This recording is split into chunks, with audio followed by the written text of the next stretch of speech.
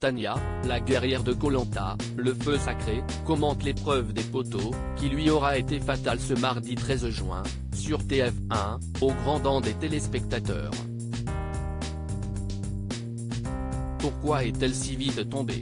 En quoi la blessure au pied de Frédéric a eu un impact sur l'épreuve? Qui aurait-elle choisi pour la finale en cas de victoire? Le phénix de la saison, la Survivor de Koh Lanta, répond en toute franchise à Télé Loisirs. Tania, finaliste de Koh Lanta 2023, la blessure de Frédéric l'a aidé à tenir sur les poteaux Télé Loisirs. Avant d'aborder l'épreuve des poteaux, pensiez-vous pouvoir la remporter? Tania, oui et non parce que je savais que Nicolas et Frédéric adoraient les épreuves en statique. Ils avaient été assez performants au cochon pendu et moi, au bout de 5 minutes j'étais impatiente. Dans la vie de tous les jours, je gère, mais je me suis rendu compte que toutes les épreuves de patience comme empiler des briques, je n'y arrivais pas. J'étais tellement fatigué que je n'avais pas de patience. Donc, je m'étais dit que ça allait être compliqué mais je me forçais à tenir et je pensais que Frédéric allait tomber avant Nicolas. D'autant qu'il était blessé. En fait, sa blessure l'a aidé à tenir sur les poteaux. Ça lui faisait mal donc ça le réveillait parce qu'il voulait s'endormir. Finalement, pour Frédéric, c'était un mal pour un bien. Et tout de suite après la défaite de Nicolas, vous tombez aussi. Que s'est-il passé? Quand j'ai vu Nicolas tomber, ça m'a un peu déconcentré. Si est une des causes de ma chute, de ma perte.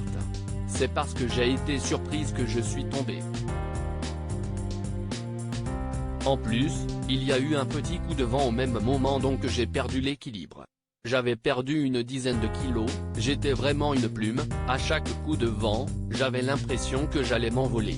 Et à plusieurs reprises, j'ai rattrapé ma casquette qui a failli tomber. Tania revient sur la finale de Koh Lanta, le feu sacré, j'ai été choqué que Frédéric me choisisse. Est-ce que Nicolas savait qu'en cas de victoire vous choisiriez Frédéric? Il m'avait posé la question quand on attendait le dernier sélectionné à l'épreuve de l'orientation mais je ne lui avais rien dit. Je lui avais répondu que ma sentence serait la même de toute façon, qu'elle perdrait face aux deux candidats, note de la rédaction. Pour rigoler, il m'avait demandé qui je souhaiterais faire gagner, mais je n'avais pas voulu réfléchir à ça. Et aviez-vous dit à Frédéric que vous le choisiriez? Pas du tout. En fait, j'ai très vite compris, intuitivement, qu'ils allaient se choisir. J'avais vu des serrages de mains, des regards. Cela aurait été logique. Encore plus quand on voit les images et les promesses. Donc je n'attendais rien. Et quand Frédéric a dit je prends Tania, je ne voulais pas éclater de joie parce qu'il y avait Nicolas à côté et ça m'a fait de la peine mais j'étais surprise, choquée même. Pensez-vous que Nicolas vous aurait également choisi et trahi Frédéric? Non, parce que Nicolas n'avait aucun intérêt à me choisir. Il était ami avec Frédéric et même face à lui, il aurait gagné Koh Lanta. Je vous repose la question de Nicolas aujourd'hui, pour qui des deux auriez-vous voté? Je pense que Nicolas était l'aventurier parfait mais honnêtement, sur le moment, je ne sais pas à qui j'aurais donné ma voix. J'avais partagé les destins liés avec Frédéric, ils remportent ensemble l'immunité lors de l'épisode 12 diffusé le 9 mai, note de la rédaction, mais Nicolas était un candidat complet. J'aurais pesé le pour et le contre toute la journée et j'aurais choisi avec mon intuition. Tout arrive pour une raison, si Frédéric a gagné c'est qu'il devait gagner cette saison-là. Tania, éliminée de Koh Lanta face à Frédéric, se confie au sujet de Quentin, si est triste d'être aigri comme ça. Lors du dernier conseil, Quentin a eu des mots très durs et affirme que si Julie et vous aviez été les deux finalistes, il aurait voté blanc. Mais pourquoi tant d'aigreur? Rire, je crois qu'il n'a rien dit de bien.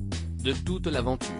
Ce n'est pas grave, je ne préfère même pas le relever, donner de mon énergie à ça. Ça n'en vaut pas la peine. C'est juste triste d'être aigri comme ça.